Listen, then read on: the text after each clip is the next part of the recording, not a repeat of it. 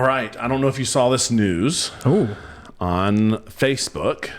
California is now going to start providing diapers for all newly born babies. Wow. Every baby, no matter what. That was the news. That's what, at least that's what Gavin Newsom said. Nice. California is just killing it. I mean, they're doing so good. Maybe people will move back there, you know? I saw this thing about how long it's taken for them to build their high-speed rail, and it's like at this, it gave all these historical things that had been built faster. But so I commented on the story, and I said, well, I have it down here. It isn't government's job to take care of us. Wow, so rebellious. Yeah. And this guy comes behind me, and he says, also not the government's job to force you to carry a fetus, but here we are. Wow. Oh, okay. And that kind of I would like to call it a righteous indignation, but it was at least an indignation. Yeah. And so I copied my exact comment here, which I know that some people might be. It's a little bit fiery. But I feel like sometimes we need to publicly call out. Bring the fire. This. So I say, what a ridiculous response, and I want to call it out as such. Shame on you.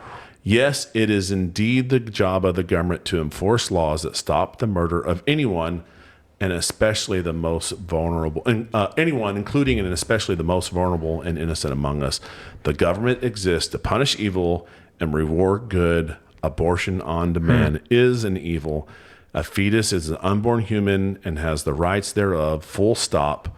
What an evil man you are. Nice. Did he respond? He did not. Shut it down. Shut it the conversation. down. I guess I was expecting like, okay, I'm about to catch some heat, but I'm willing to go to bat for the unborn and call evil for what it is. Now, that may be harsher than what you would think. Yeah. But I was like, this is so. Well, that's good. It begs the question.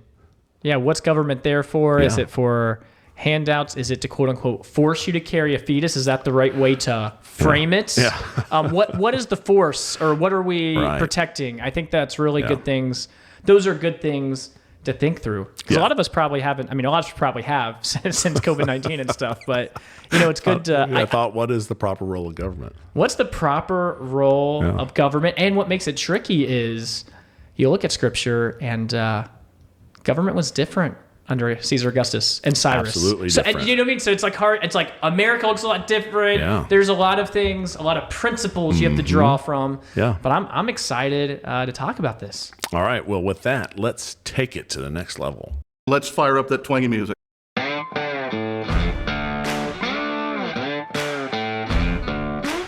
From the heart of the Low Country in South Carolina, it's the Take Two podcast, where we take theology to the next level. All right, so I said it in my opening comment when we talked, and I said it in my comment on Facebook, that I think the core purpose of government, I'm pulling this right from Scripture, has delegated authority, it's established by God to punish evil and reward good.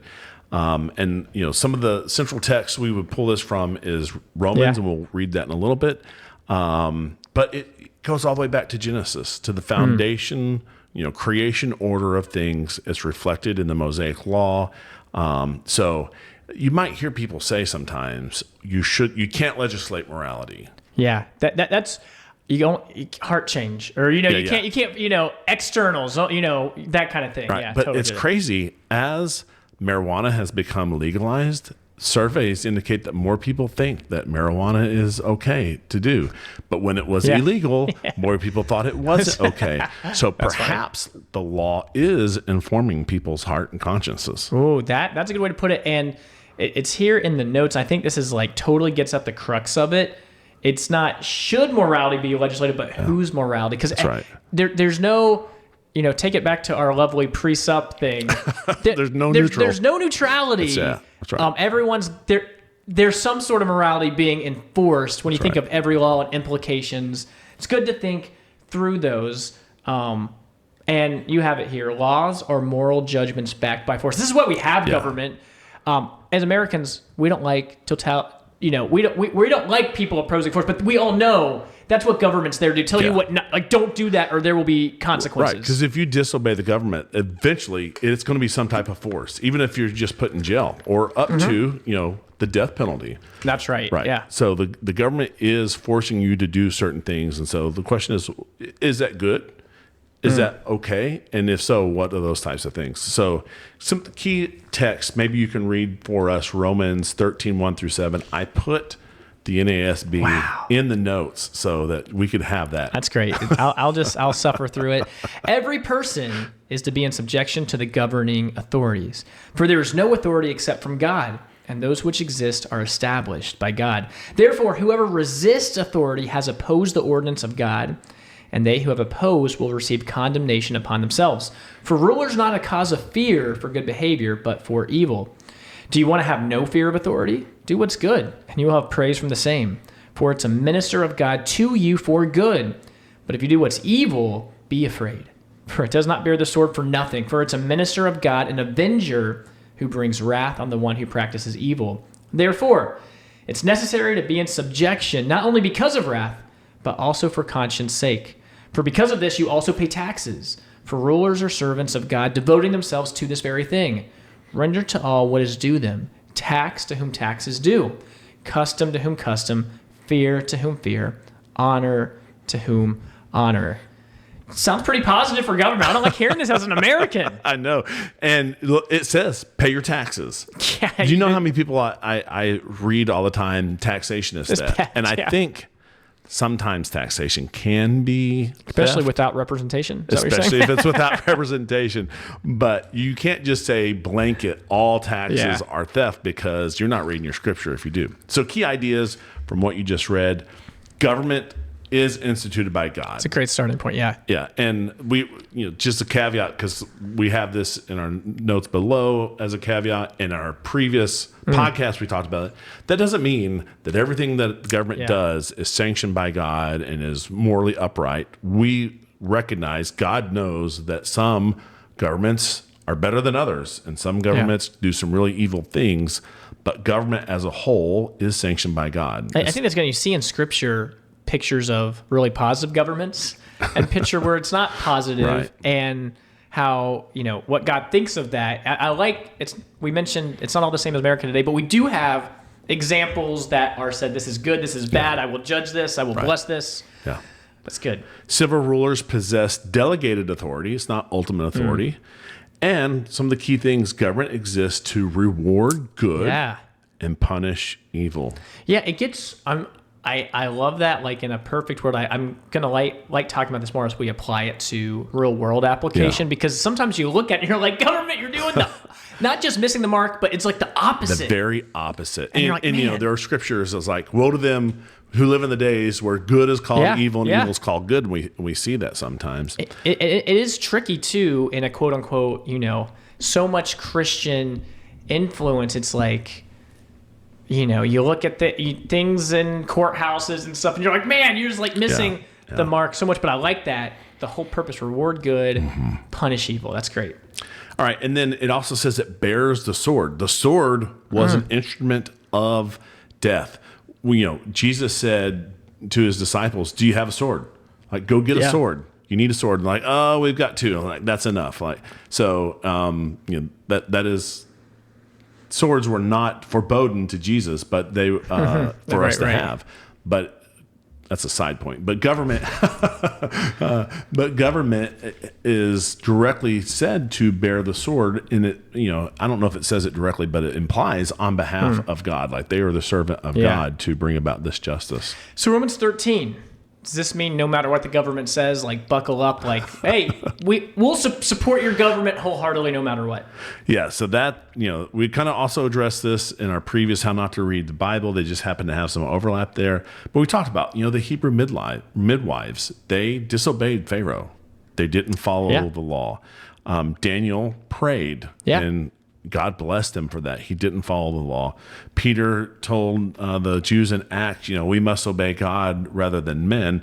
So talk about governmental structure that embraced Judaism, but its practice was so against the God of the Old Testament. That's right. Yeah.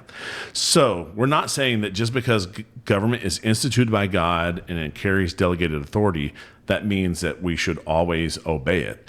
There are times when we will have to necessarily disobey it when it orders something evil for us to do. And, there's different ways. Different people had different thoughts throughout history. Sometimes, we call it like civil disobedience, where you say, "Hey, I'm just going to disobey. I'll take the punishment." Yeah. Some have been more of rebellious, and we've seen God bless some of that too. I'm not saying that I'm not trying to start an insurrection or anything like that, but you have seen throughout history both of these responses where people have submitted to the punishment but refused to obey. Sometimes people have, rebelled against government in a forceful way, and it seems like that is definitely a wisdom issue. Yeah, I think you're right. Another foundational text, Genesis 9, I'm going to read verses 5 and 6. "And for your lifeblood, I will require a reckoning. From every beast I will require it, and from man. From his fellow man I will require a reckoning for the life of man. Whoever sheds the blood of man, by man shall his blood be shed. For God made man in his own image." All right. So this passage occurs before Abraham. It's early. Yeah, very early. There's no Abrahamic covenant. There's no Mosaic covenant. God has not selected out a certain people to himself. Wow. Yeah. And God has just basically destroyed all the people except for Noah and his sons. And so you could say that God is telling this to all of mankind right now. Oh, that's good. So that we would say that this is like a universal principle for humanity, that human life possesses dignity because man is made in God's image. Therefore, the death penalty for murder is rooted in justice, image-bearing, protection of society. Yeah, this is good because I feel like, you hear this argument sometimes like Christians, you're just okay with killing people for the death penalty. You're like, you're kind of missing like the whole point of something like that, right? Right, especially in context of like the pro-life, pro-choice discussion. Like if you're pro-life, how are you for the death penalty? And here's how. I value human life so much that if you take it in a bad way, we're going to take your life. Because to not value it would be like, oh, you killed someone? Right, no big deal. No big deal. No, this is a huge deal. Yep. And so we are going to follow, you're going to take out an image bearer, then government should take you out. So by this, I think we can see biblically the legitimacy of civil punishment, of capital punishment, and the human responsibility to restrain violence. Like we're supposed to stop violence occurring in our societies. No, that is so good. I can't wait for this next part of this because I think this is where you get into some of the practical matters and where there's a lot of people on different sides saying the same thing. We're trying to do good. Right. And what they say is good varies greatly. Yeah, so if government is to punish evil and reward good, then you have to know, or at least have a definition for your government. What is good? What is evil? What are we basing that on? What does justice look like? Is justice a $20 fine for every crime? That probably doesn't seem to fit. Certain crimes definitely need more than that. Yeah. What is harm? So, is me holding up a sign saying, I am praying for you, is that harm? Yeah. Because if we define that as harm, then we're going to need to, right? And then what are those rights? And so if you go back and look at our Constitution, talks about, having inalienable rights from our Creator, that we're endowed with those rights. Yeah, so, that's even a better conversation too. Like if you have rights, what are they based in? Or where do you draw? Because then that opens up different thought processes. Yeah, so not this episode, but we should probably at some point talk about like positive rights versus negative rights in our Constitution. So and this will be a series, but I don't have all the notes written for it. So, but that remind us, and we'll talk about that. All right. So we talked about this earlier. The statement "you can't legislate morality," it really is a vacuous statement because we are going to legislate someone's view of what is moral. So all legislation reflects morality. So our laws against murder, against theft, against fraud, against discrimination, our environmental laws, our tax laws, obscenity laws, those all are based in some type of idea of what's good and what's evil. No, so good. Doesn't matter if you are quote unquote religious or secular. Morality's the name of the game. That's right. Okay, so I thought for this first episode, we could really hone in on this idea of legislating morality and see how it works, because there's this big discussion right now. Texas is putting the 10 Commandments in the public schools. How dare they? And I don't know that that's a huge deal. I don't know that alone is going to bring people to Christ. I'm not against it, but I'm not. It's not like something that I'm going to. It's not a hill to die on for me. But it causes a whole bunch of stuff. I guess the first three. I mean, the only one that would be somewhat controversial, I think, is have no other gods before me. Oh yeah, I could see that. Don't make a graven image. Don't take the Lord's name in vain. Go to church. Keep the Sabbath day holy. That's not. Keep Sabbath day holy is not even really go to church. Right. It's something different. But I thought we could look at something as innocuous as lying. Wow. You don't care about sin. Yeah. Lock everyone up. There's just this thing as a white lie. Yeah. So there are some lies that you can say all the time. Like, I could say, man, the Steelers, they're a great team. Like the Patriots never cheat. Yeah, there's a lot of things. Right, I'm just kidding. Yeah, right. So lying is on a continuum because there are different levels of lying. One of the 10 Commandments is thou shalt not bear false witness. And you might think, oh, well, lying's it's a sin, but it's not criminal. But there are instances of it that it is criminal. So let's talk about those. So you could have examples of exaggeration, like, man, I threw that ball 60 yards. You're like, you really threw it 45. Yeah, that's great. Politeness. Oh, you look great in that Great dress. job today on that speech. Like, perfect. Nice. That's right. Fictional stories, like, you just make up something to bolster, maybe even Santa Claus. Wow. Can we say that? That's the lie of all lies. The government's not looking to punish those lies. We don't have policemen out there like putting you to the ground. You only threw that ball 45 yards. Yeah, come on. But some lies are socially destructive. Talking about the Pats. Have you seen Stephon Diggs? Have you seen the result? I saw some footage of the trial. Because we talked about this in one banter previously, but this video released of his cook dancing, I saw testimony of, and she just not a credible witness at all. Isn't that, and that's everyone's funny? like, she should be punished with whatever punishment that Stephon potentially would have gotten for falsely accusing him. Man, right? So that's a lie. And so we would call that perjury, lying under oath. There's fraudulent lying, there's embezzlement, false reporting, like on taxes or returns. You could forge someone's name, defamation. So if I go out and I start saying, this PT, company, they did this and such, I could be sued or held criminally liable for lying. There's also some civil suits like slander, libel, breach of contract, fraudulent inducement. So these things, we do recognize this continuum where we're taking this commandment and we're codifying it in some instances. We're not trying to catch it all. That's right. That's unrealistic. No one wants that anyway. It's drawing that line to what rises to the occasion. Man, this is destructive to society in a unique way. And some of these things you listed, you get in trouble to a lesser degree than something else. Yeah. And even the same thing, depending on how high profile or how much slander or what the effects were, you would have different punishments. That's right. So lying, one of the 10 Commandments, is codified in our law. Obviously not all of it. So here's this other one, murder and violence. Obviously we have a commandment, you shall not murder. And lying, it's kind of, bearing false testimony is probably the worst if you're in court. Okay, yeah. And so murder is probably the worst, but there's this whole continuum of physical harm that we can cause people. And like at the lowest level would be like justifiable self-defense. Like, that's fine. Yeah. Have you seen these cases of like Canada or England where like someone breaks in their house and they're like, they've got a weapon, but you can't, even if they're in your house, you can't defend yourself? United States.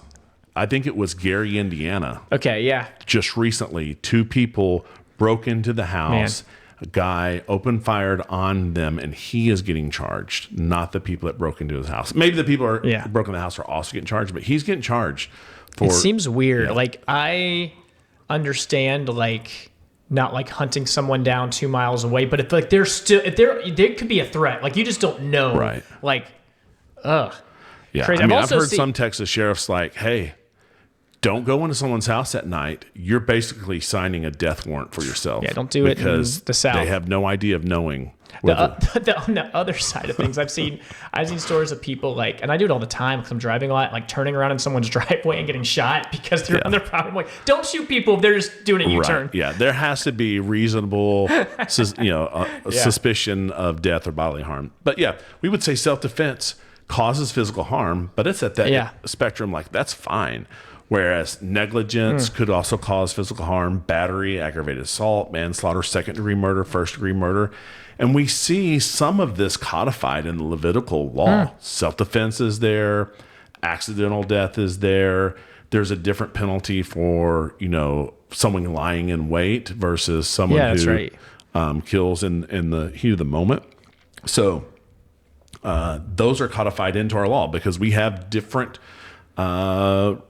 punishments for different levels of those actions, and we try to measure intentionality. Was it reckless? Was there negligence? We try to keep it all fair. All right, I'll let you take this next one. Sexual ethics, everyone's favorite commandment: you shall not commit adultery. You look at laws on the books. There's a lot of adultery laws, sodomy laws, obscenity laws, and it is interesting as you look towards what government should do. I think all these are good thought experiments. Like, maybe you don't agree with homosexuality. Do you ban marriage only and say homosexuality is fine? Do you say all? It's like you got all these different things to think about at what level is it okay or bad or enough to rise to being criminal. But anyway, modern governments, they'll criminalize rape, sexual assault, exploitation, trafficking, abuse of minors. There's all of these different levels. But not every sexual sin is criminalized. If it was, there'd be a lot of people locked up.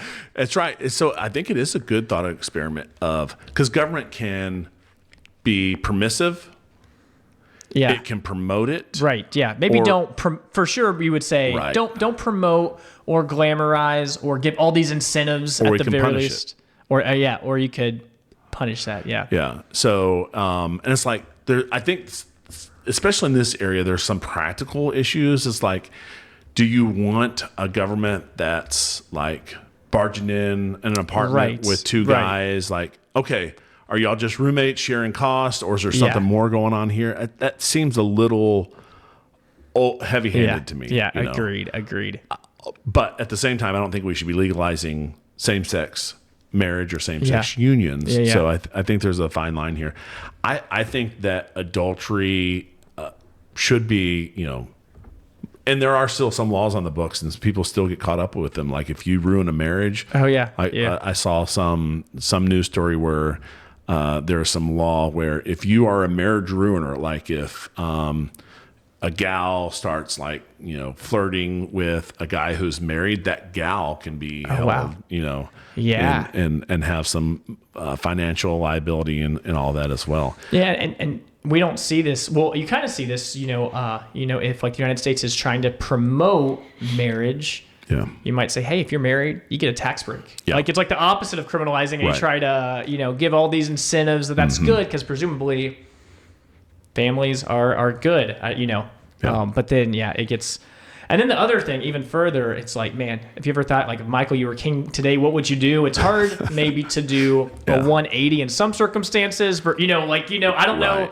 Which hills you die on, which ones you don't, how far you push things, how far you incremental, I don't know, but. Yeah, and that's one of the complaints about some of the Old Testament laws. They're like, well, they didn't get rid of all slaves. Well, one thing, most slaves back then came from conquering another nation, and so you're owning that land, and you have to do something with the military-age guys.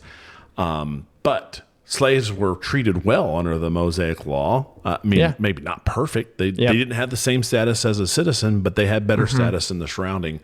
And so you can see how God is incrementally, helping to change culture, which kind of goes to, like if you were a king in the day, right. you probably couldn't change everything immediately, but you could kind of start turning the ship in some areas. No, that's great. All right. Another one of the 10 Commandments, don't steal. So this is codified into our laws. Petty theft. I like this too. If you ever watch Ray Comfort, he'll be like, "What do you call someone who lies? A liar." What do you call someone who steals? People half the time will be like, "Stealers." Yes, it's like, because stealers they're bad, right? They know.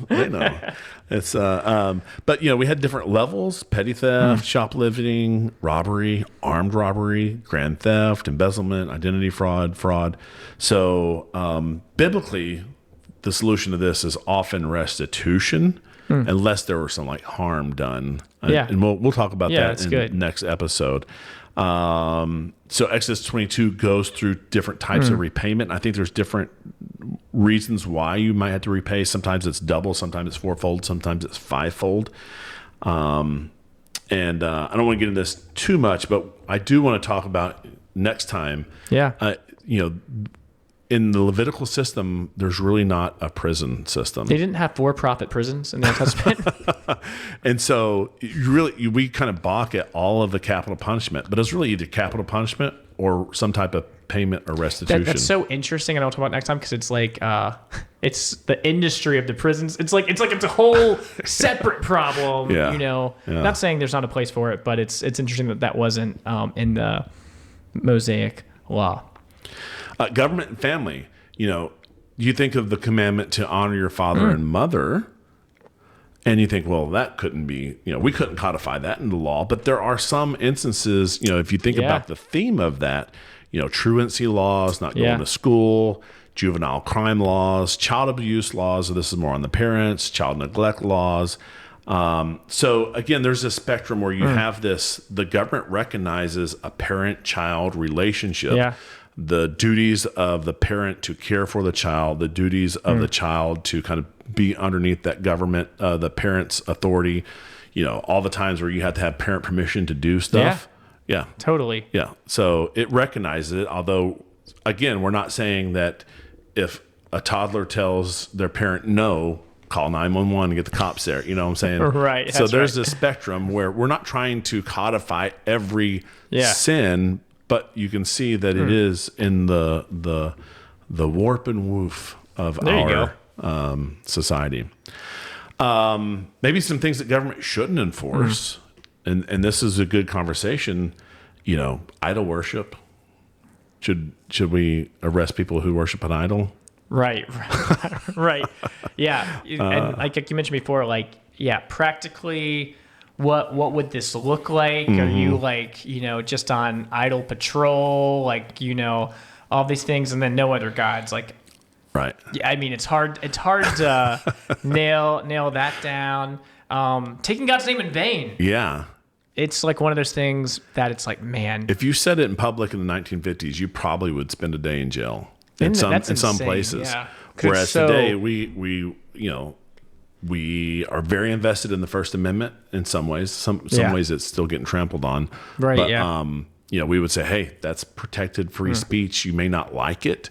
And I like the fact that it's the speech that we disagree with is the speech that needs to be protected. We don't need to protect the speech that we agree with. Right. Because if the government is in a position to say this speech is bad, this speech is good, be careful, Christians, because sharing the gospel could become hate speach, So that's right. I want the government to allow me to speak freely as long as this is a classic yelling fire in a theater, Oh yeah. That kind of stuff. That's right. That's right. Or making threats that are viable threats. Okay.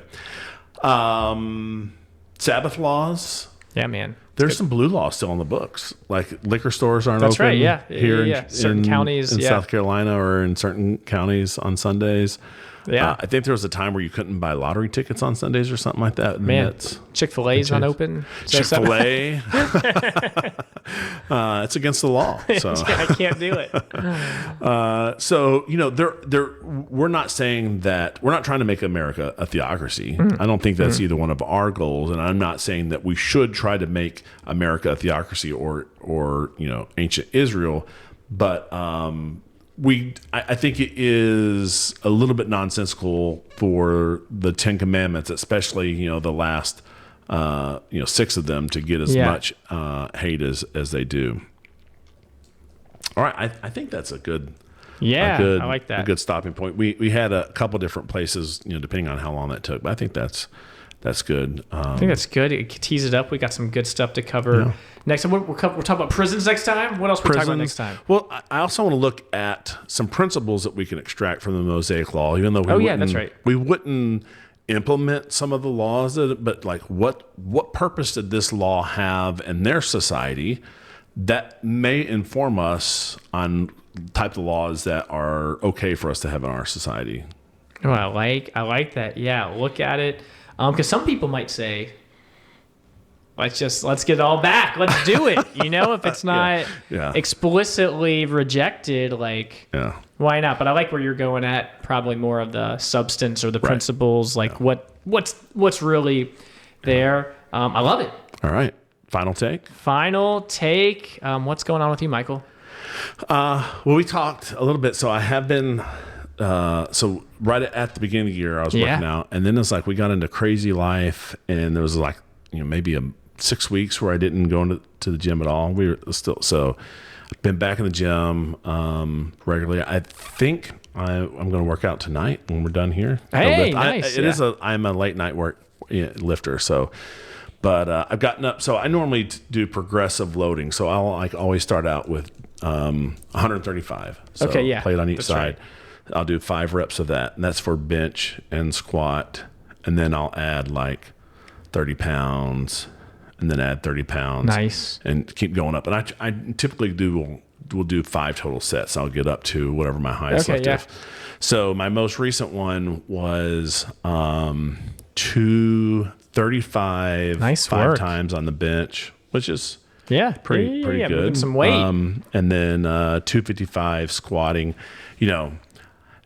The bench I'm pretty happy with coming up that fast. I think my max in college was 285. So we're gonna so maybe 6 months from now I'll be. That's pretty cool. Yeah.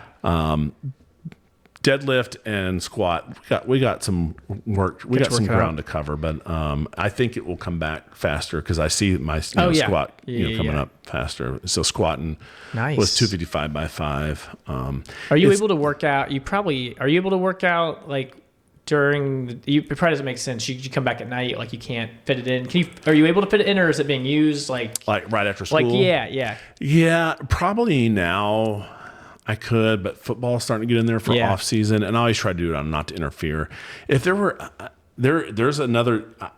I like free weights. Oh yeah. I don't like a lot of machines. Yeah. If there was a gym that was close by, there is a gym that I think is on somewhere near Walmart, between Walmart and Taco Bell or something. You should just use Walmart's fitness section, just we'll in there and just work out. I canceled, as part of my New Year's resolution, I canceled my membership to Planet Fitness. That's right, get out of here. It was crazy. I was I was coming in, it was January, and everyone's in there, and I'm coming in to cancel my but I just never used it. So do you have to do it in person at Planet Fitness? Yes, you have to do it in person. Yeah. That's a smart business model. I got to come in person. Unless you live in California. Oh, then you can. Yeah. There you go. So I saw some people say if you change your personal record to some address in California, and then you can cancel it online. But I didn't try that. I just went in. So goal is 1,000-pound club. Yeah, that's a good goal. Yeah. Getting there. For a guy my size, it should be, because I was talking to a coworker, and he was kind of balking at me already benching that much. I'm like, I'm a 6'4". Guy. I'm a big guy, so that means for me to lift 235 is not as impressive as if you were to lift 235. I would not do well on maxing out, which I have not maxed out. Well, I'm been working out. I work out. If you can imagine, this probably blows your mind with not super heavy weights, Michael. Yeah. I've been doing a lot of kettlebell work, a lot of ring pull-up stuff. My shoulders hurt when I use a barbell. I just don't have good range of motion. I end up getting injured. But from lifting? from lifting. Yeah. Because that was my friend was talking about, my coworker. He was saying, do a back squat. It really, I'm like, well, you gotta stretch your shoulders out and stuff. And you totally have to have good. Yeah, I do some stretches and stuff before I start squatting. That's good. I've got scoliosis, and I think the way my frame is, when I start loading it, no matter how much I pay attention to my form, so everything I do is like, I've got range of motion in my arms, but you should go see a chiropractor about your scoliosis. I should see a professional. The downside is you can move much less weight when you're doing a dumbbell versus a barbell. So there you go. I don't know. Well, squatting doesn't bother me as much. It's more like overhead press or bench press or those kind of things. I end up just getting injured. I don't do overhead press yet. That used to be like the press. Yeah. Like bench, like if you go back to like the 50s and 60s, it's like no one cared about your bench press. It was they just called it the press. Right. Your overhead. And they still call it. If someone says press, yeah. I am assuming it's shoulder press, because they'll say bench press. They'll say bench. Oh, gotcha. Yeah, say press, comma. Even though it is bench press and overhead press, but I've only been doing the big three so far. Well, I actually added. What did I add? I added Romanian deadlifts. Yeah, get those hammies rolling. Because my wife said that I should fill out my glutes some more. Like, there you go. The typical old man, your glutes go away, and so I asked Chad. I was like, "What should I add to build back some glutes?" And it was like Romanian those deadlifts. Romanian deadlifts. That's good. I've been going hard. It was beautiful weather this weekend for Frisbee. It was not it was nice. I got a cool 6 miles in of sprint, like slow, fast. Yeah. I did not run 23 miles an hour. I decreased. I was like only 20 miles an hour for my fastest, but okay. All right. Can't win them all. If the Garmin can be believed. Yeah, the Garmin. Can't trust it. But yeah, fitness is good. Yeah. That's great. Yeah. So you're teaching a class on this some point, right? I would like to. Yeah. Teach one. I would love to teach one, a theology of exercise, or maybe make it a little more broad. I was thinking there's a book with this title. Basically, I didn't know this, but I was like, as I was researching, I'd like to call it Fearfully and Wonderfully Made. Nice. Very biblical theology of the body, or something like that. You know what I mean? Like something like that. I think that'd be great. And just look at some definitions and move towards practical stuff. My radio is currently set to, is it BBN? Oh, okay. Is that the radio station that's kind of got the old stuff you don't know? Oh, maybe. I don't know. Yeah. Oh, okay. I don't know. Yeah. But it had a John MacArthur. Okay. Because Yeah. I'm mostly just get right to podcast or audiobook, so it's just there. Yeah, it's been a very long time. Now I know what I don't know that, but we got like. So John MacArthur was on there, and I just caught like a little bit of it, but he's preaching out of Esther. Okay. And he talks about the beauty treatments, and he was like, note that the Bible does not speak negatively of the beauty treatments that Esther went through, contrary to this current thought in feminism that you can do nothing to your body and expect to have a man be attracted to you. He's like, obviously physical beauty is not the focus of the Bible, right? But the Bible does at different points talk about basically taking care of yourself, so I thought, that's interesting for Johnny Mac to be saying that. Yeah. Rowan, that is good. I'll have to steal that from him. Yeah. I like it. Well, great. Anything else you got? That's all I got. All right. That's our take. Thanks for listening to Take Two. Find us wherever you find podcasts and on YouTube for those who want to watch our videocast.